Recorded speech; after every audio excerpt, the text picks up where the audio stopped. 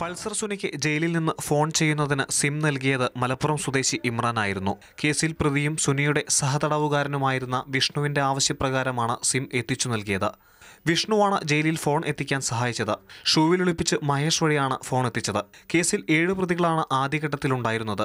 ഇതിൽ കൊച്ചി സ്വദേശിയായ സനൽ പി മാത്യൂസിനെ ഒഴിവാക്കിയ പോലീസ് ഇമ്രാനെ കൂടാതെ അരവിന്ദൻ എന്നയാളെ പ്രതിപട്ടികയിൽ ഉൾപ്പെടുത്തി.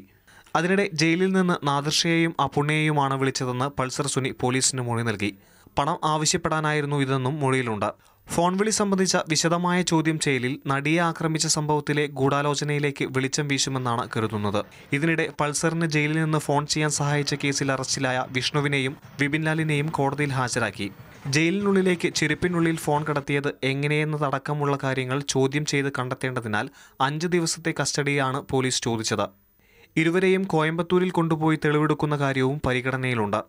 മാതൃഭൂമി ന്യൂസ്, കൊച്ചി.